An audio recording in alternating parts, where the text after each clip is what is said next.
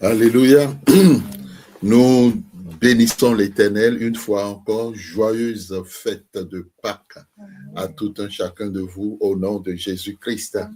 Tu vas dire à ton frère, tu vas dire à ta sœur, Jésus-Christ est ressuscité. Alléluia. Jésus-Christ est ressuscité. Alléluia. Souhaite à ton frère, souhaite à ta sœur, souhaite à ton fils, à ta fille, à ton frère, à ta sœur, une joyeuse fête de Pâques. Souhaitez-vous une joyeuse fête de Pâques, peuple de Dieu.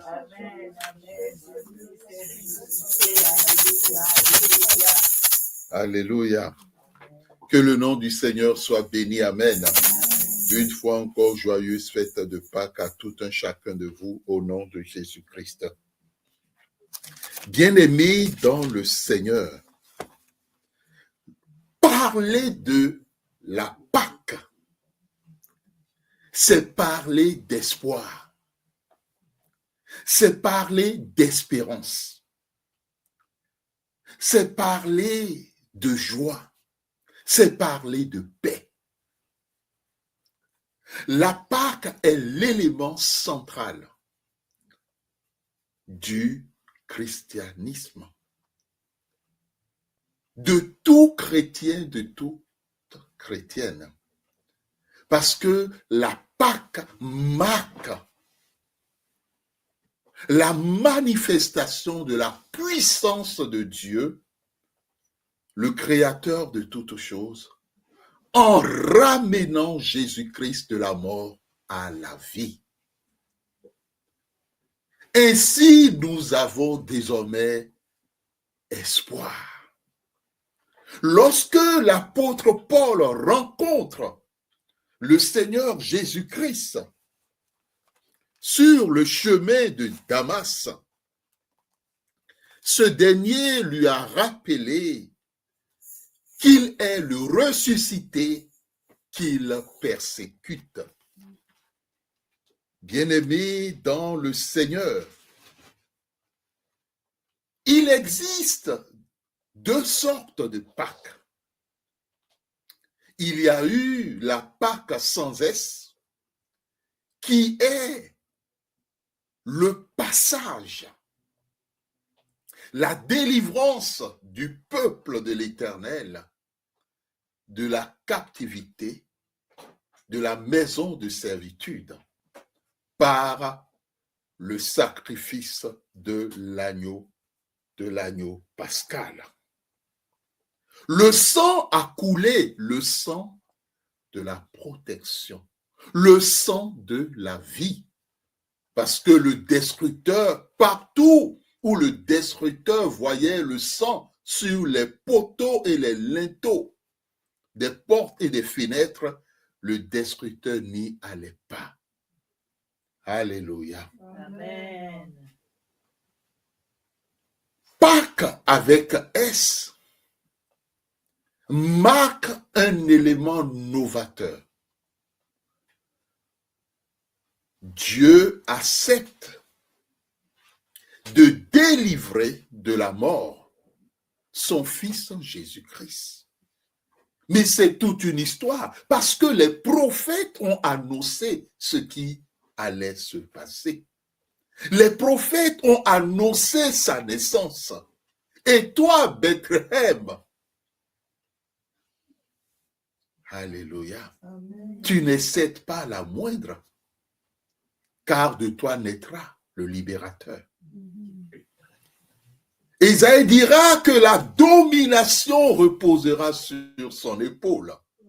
On l'appellera admirable, conseiller, prince de la paix, Dieu tout-puissant, Dieu éternel. Alléluia. Jean-Baptiste, lorsqu'il a vu, il a dit, voici l'agneau de Dieu qui ôte le péché du monde. Amen. Bien-aimé. Et tout cela s'est joué dans le ciel parce que l'Éternel, à cause de la faute d'un seul homme, il a décidé qu'il faut un deuxième homme pour effacer la faute d'Adam, de celui qui est issu de la poussière, du terreux. Dans le ciel, il y a eu le conseil de Dieu. Qui enverrai-je? Qui ira? La Bible nous dit que tous baissaient la tête, personne.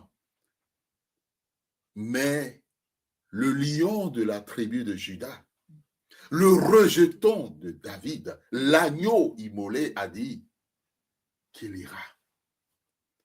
Parce que dans le ciel, il n'y avait personne pour briser les sceaux et pour ouvrir le livre.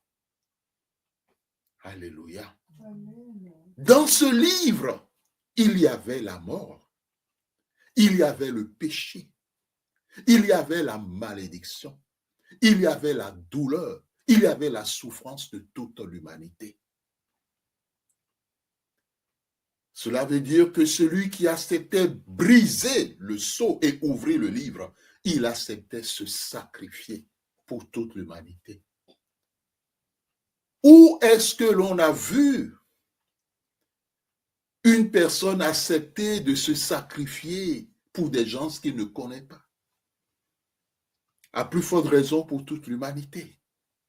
Bien-aimé, c'est ça la manifestation de l'amour de Dieu. Et c'est ce qui témoigne non seulement de l'existence de l'Éternel, mais de son amour pour toi, mon frère, de son amour pour toi, ma soeur, de son amour pour chacun de nous. Alléluia. La Bible nous dit que ce jour-là, les portes où se trouvaient les disciples, le premier jour de la semaine. Et c'est la raison pour laquelle le premier jour de la semaine, qui est le lundi, a été choisi par les chrétiens en souvenir de la résurrection de Jésus-Christ pour en faire le Shabbat chrétien. Alléluia. Ce jour a été choisi. Faites attention à ceux-là qui disent « Ah non, vous les chrétiens, vous ne respectez pas le vrai Shabbat, à savoir le samedi, le Shabbat juif. » Mais non. Les chrétiens ont décidé que le premier jour de la semaine, qui est le lendemain du Shabbat juif, à savoir le dimanche, c'est ce jour-là qu'ils vont se retrouver pour se rappeler du ressuscité, pour fêter la résurrection de Jésus-Christ. Alléluia. Bien-aimés dans le Seigneur, lorsque le Seigneur Jésus-Christ rencontre les disciples qui étaient enfermés, ce qui était leur état était la crainte. Mais la première chose que Jésus fait, la première chose que le ressuscité fait et qu'il continue de faire dans nos vies, c'est de chasser la crainte. Alléluia.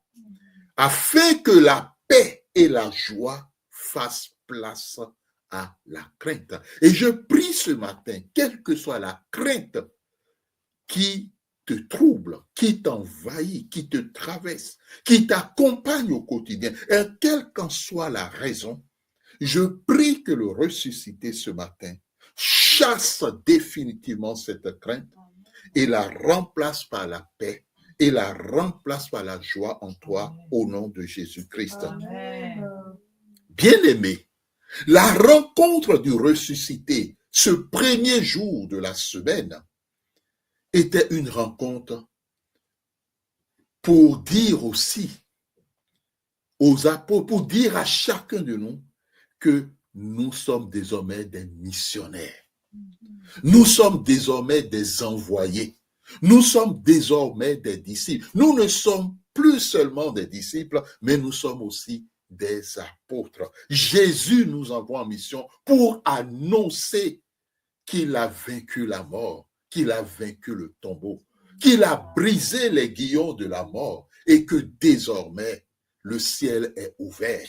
Désormais, nous pouvons nous approcher avec assurance du trône de la grâce céleste pour être secourus dans tous nos besoins. Désormais, nous pouvons expérimenter la vie en abondance sur cette terre et la vie éternelle dans le siècle à venir. Amen. Bien-aimés dans le Seigneur. Et pour cela, nous avons besoin du Saint-Esprit. Nous avons besoin du souffle du Saint-Esprit. La résurrection, c'est aussi cela. La possibilité que désormais, nous recevons le Saint-Esprit. Que le souffle du Saint-Esprit soit manifeste. Que le baptême du Saint-Esprit soit manifeste. Et surtout, que le pouvoir nous soit donné de pardonner et de retenir. Bien-aimés dans le Seigneur, Jésus-Christ a dit une chose, qu'il sera avec toi tous les jours jusqu'à la fin du monde. Jésus-Christ décide d'être aujourd'hui à tes côtés. J'ai un grand Dieu qui est toujours à mes côtés. Alléluia. Et ça, c'est une vérité. Le fait que Jésus ressuscite est un message d'espoir. Message d'espoir que désormais, il est à tes côtés par son esprit. Message d'espoir pour te dire que désormais, il fera de toi un grand. Alléluia. Message d'espoir pour te dire qu'il t'aidera à régner et à établir ta royauté. Alléluia. Message d'espoir pour t'assurer que par son autorité, tu domineras. Alléluia. Bien-aimé, Jésus-Christ est cette pierre angulaire que les gens ont rejetée, mais qui est devenue la principale de l'angle. Alléluia. Qui est capable de briser et qui est capable aussi d'écraser. Alléluia. Bien-aimé dans le Seigneur, pourquoi Jésus a accepté tout cela? Premièrement, c'est pour que tu ne sois plus esclave de la peur. Tu ne sois plus esclave du péché.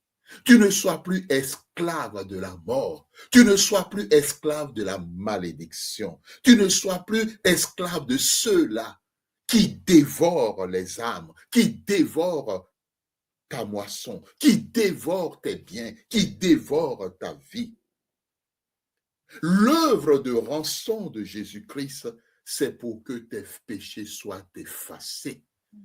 Quels que soient tes péchés, avant il fallait des sacrifices d'animaux pour que le péché soit effacé. Or la Bible dit, sans effusion de sang, il n'y a pas de pardon des péchés. Par le sacrifice ultime de Jésus-Christ à la croix, mon frère, ma sœur, tu peux, même si tu es souillé, t'approcher du trône de la grâce avec assurance et demander le pardon de tes péchés. Et quand tu le demandes, saisi par la foi et à cause de l'œuvre de Jésus-Christ sur la croix, que tes péchés sont effacés.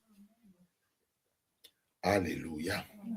Parce que, comme l'apôtre Paul nous l'a rappelé, il n'y a plus de condamnation pour ceux qui sont en le ressuscité, ceux qui sont en Jésus-Christ.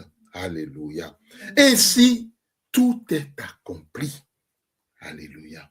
L'histoire de la passion, bien-aimé, c'est l'histoire de complot. Et les histoires de complot aujourd'hui ne manquent pas. Que ce soit sur les lieux de travail, que ce soit dans les bureaux, que ce soit dans l'administration, que ce soit dans les familles, que ce soit dans l'entourage, que ce soit même ceux-là qu'on considère comme vraiment, on peut compter sur tel. Et comme on le dit souvent en politique, il n'y a pas d'amis. Il n'y a que des adversaires et des ennemis. L'histoire de la passion, c'est une histoire de complot. Et aujourd'hui, nous voyons pour une raison ou une autre, les gens se comploter contre leur prochain. Il suffit que l'autre atteigne un poste de responsabilité ou que l'autre occupe un poste ou que l'autre est zélé dans son travail, que certains, par pure méchanceté, respirent et réfléchissent comment faire pour l'isoler, comment faire pour le rejeter, comment faire pour salir son nom, pour salir son identité. Bien-aimé, et pour cela, tu as besoin de la justice du ressuscité. Tu as besoin de la justice de l'Éternel. Parce que Jésus-Christ, il vit à jamais. Alléluia. Et ce qui est donc important, mon frère, ma sœur, tu dois laisser le Saint-Esprit agir dans ta vie. Tu dois demander au Saint-Esprit de souffler dans ta vie, de souffler dans ton cœur, de souffler dans ton âme, de souffler dans ton corps, de souffler dans ta santé, de souffler dans tes finances, de souffler dans ta vie professionnelle, de souffler dans la vie de tes enfants, de souffler. Tu dois prophétiser en demandant au Saint-Esprit d'envoyer son vent. Et c'est ce que le texte d'Ézéchiel, qui est un texte de résurrection, ce texte nous montre que dans ce monde, la méchanceté a atteint son comble. Et c'est la raison du plus fort, comme le dit La Fontaine, qui est aujourd'hui vue comme la meilleure. Les forts écrasent les faibles. Et les forts utilisent tous les différents artifices, tous les différents moyens pour ternir la réputation des faibles. Et comme nous le constatons, il y a la justice des forts et il y a la justice des faibles. On condamne le faible, mais le fort, la condamnation du fort, c'est juste une tape dans le dos pour dire, alors, pour cette fois-ci, ça va, hein, ne recommence plus. Hein. Bien-aimé dans le Seigneur, le monde est en perdition. La justice divine, tu dois la demander pour qu'elle intervienne dans ce monde, pour qu'elle intervienne pour ta vie, pour qu'elle intervienne pour la vie de tes enfants, pour qu'elle intervienne dans chaque domaine de ta vie. Parce que à force de voir l'injustice, bien-aimé, les gens se disent, où est Dieu? Les anomalies sociales, les opprimés qui crient leur détresse, cherchant des personnes pour les sauver. Bien-aimés dans le Seigneur, Dieu sait toutes choses. Quand son peuple, à cause de la méchanceté des nations qui l'environnaient, des nations qui ont décidé par des pratiques magico-mystiques d'enfermer toute une nation dans des sépulcres, dans des tombes. Ils pensaient qu'en agissant ainsi, le peuple de Dieu n'a plus d'espoir. Le peuple de Dieu n'ira nulle part. Le peuple de Dieu ne réussira pas, ni homme, ni femme, ni enfant. Mais Jésus-Christ, la parole de Dieu, était à l'œuvre. Le Saint-Esprit était à l'œuvre. L'Éternel a vu toutes choses et il a saisi Ézéchiel et il a amené dans la vallée. Il a amené au cœur de ce qui se passe. Tu as besoin de demander à l'Éternel de te révéler ce qui se passe dans ta vie. C'est très important. Éternel, pourquoi tu as tel problème de santé?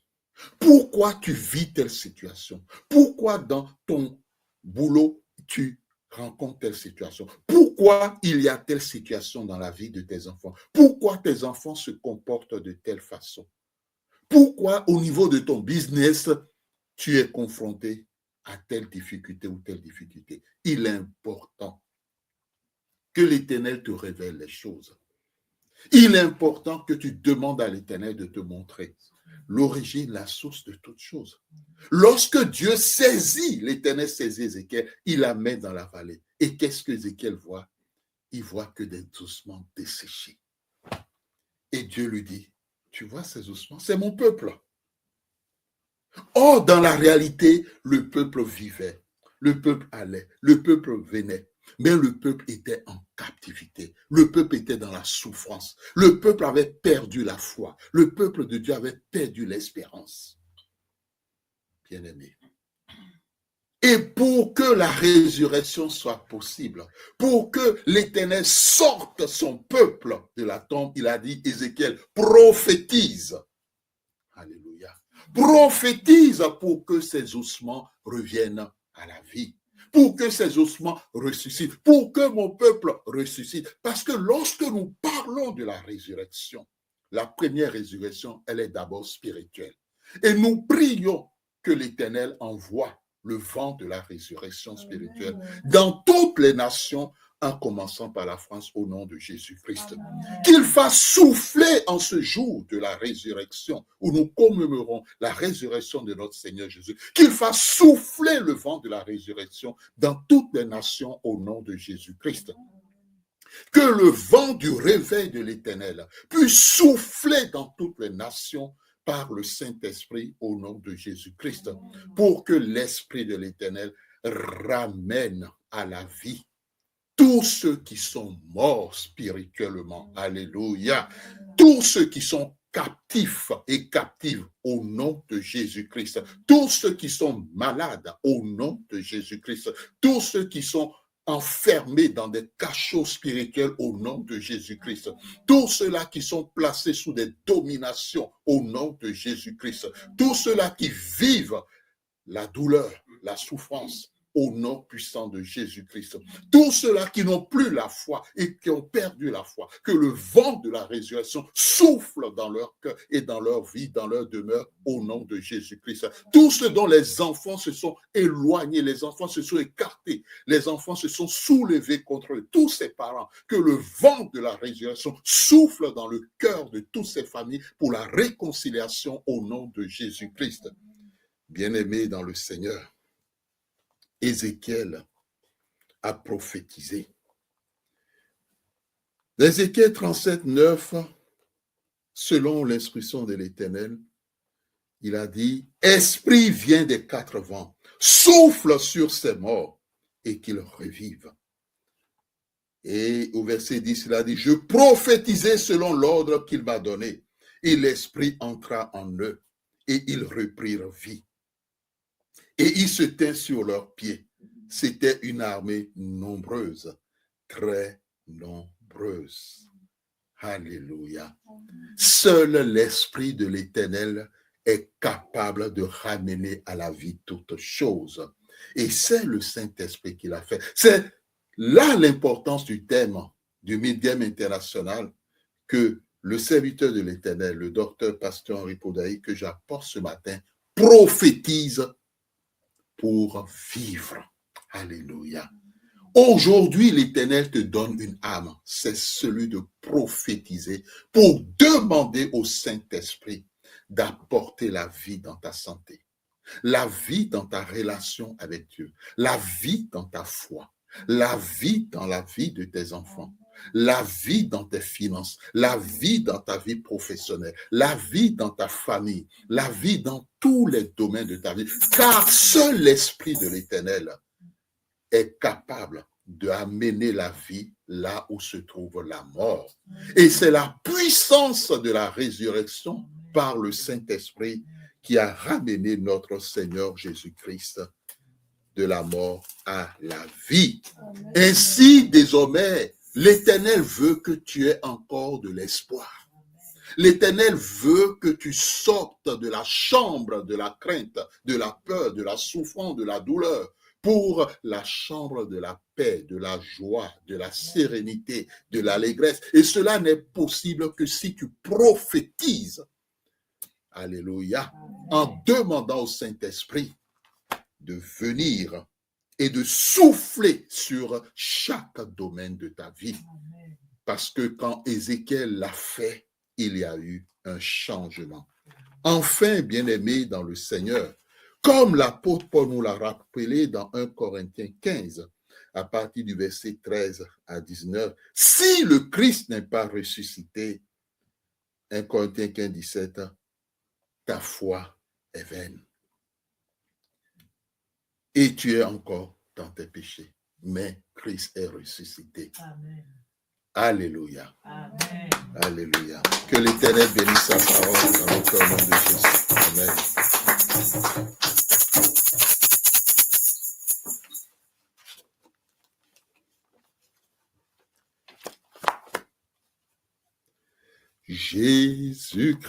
Jésus-Christ est Seigneur. Il est sorti du tombeau, il est Seigneur. Tout genou fléchira, toute langue confessera que Jésus est Seigneur.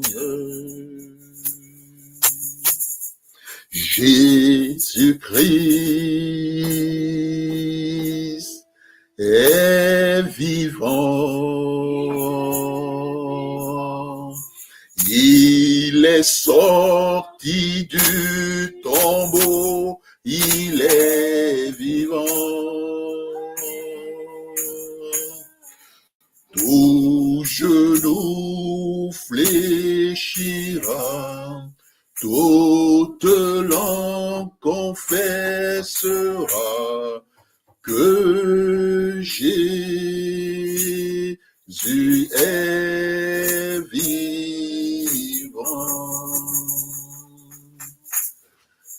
Car la mort n'a pas pu le retenir, même dans le tombeau.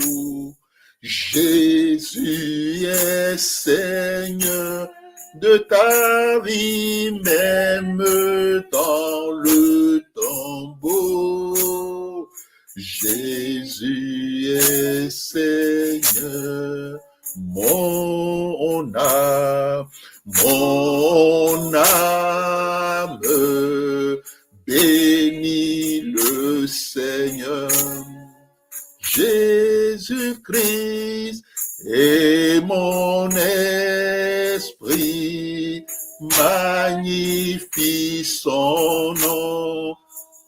Son nom, car la mort n'a pas pu le retenir,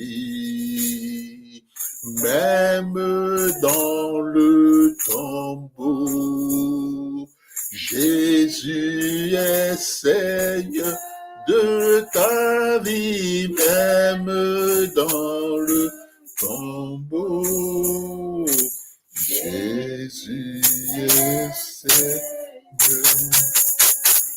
Mon frère, ma sœur, fais disparaître les autels, les sacrifices. Réconcilie-toi en ce jour avec Jésus-Christ pour sortir des forteresses.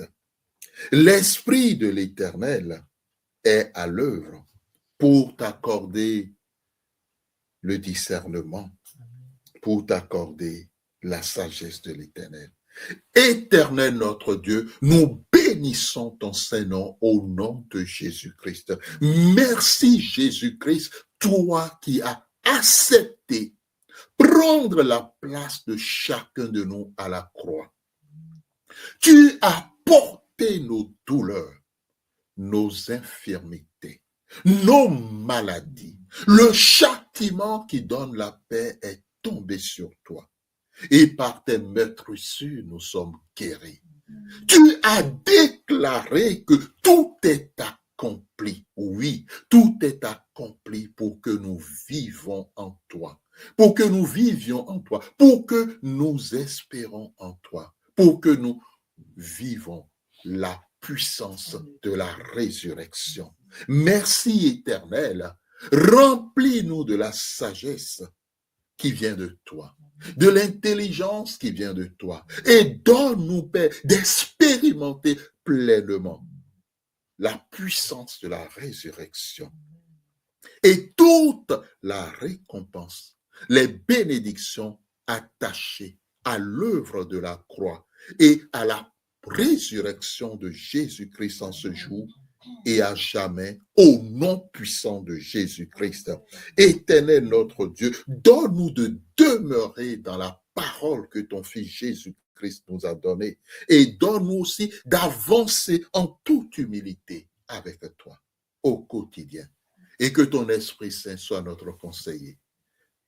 Dans le nom de Jésus, nous avons prié. Amen. Amen. Alléluia.